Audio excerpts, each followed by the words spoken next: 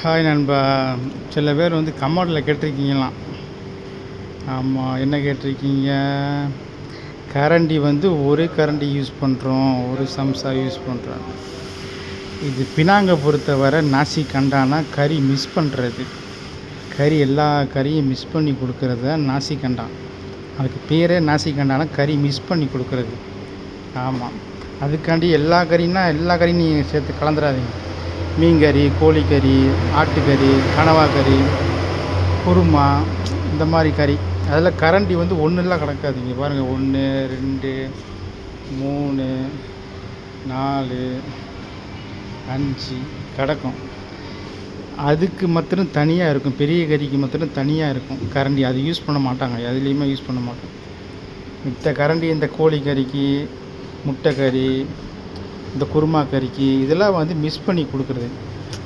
கோழிக்கறிக்கு, மீன் கறிக்கு இதெல்லாமே நாங்கள் மிஸ் பண்ணி கொடுக்குறது. கறி கலந்து ஊற்றுறது தான் நாசிக்கண்டான். சரிங்களா? அதனால தான் நாசிக்கண்டான்னு பேர் வந்துச்சு, கலந்து கொடுக்குறதுனால. அதாவது சில பேர் கேட்டிருக்கீங்க, என்கிட்ட கேட்கல, எங்கள் வீட்டில் கேட்டிருக்கீங்க. இவ்வளோக்கு கறி வந்து ஒரே கரண்டி கறி யூஸ் பண்ணுறான்.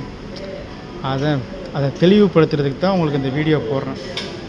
பாருங்கள், இப்போ அவனும் யூஸ் பண்ணுறானா, அந்த பையன் யூஸ் பண்ணுறானா, சோறு இப்போ கறி சம்பவான்னு கேட்பான். கறி சம்புனா அப்போ ஊற்றி கொடுப்பான். பாருங்கள், எல்லா கறியும் அவ்வளோ கேட்பாங்க. கறி சம்பவை கொடுத்தாக்க கறி சம்பவம்னா எல்லா கறியும் மிஸ் பண்ணி கொடுக்குறது தான். அதனால் யாரும் தப்பாக நினைக்காதீங்க. கறி கலந்து கொடுத்து பாருங்கள்.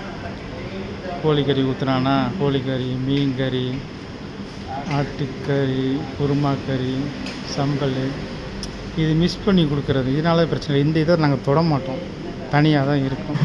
இதுதான் நாசிக்கண்டானோடைய இது. பார்த்துக்கிறேன், எல்லாம் மிஸ் பண்ணி கொடுக்குறது தான்.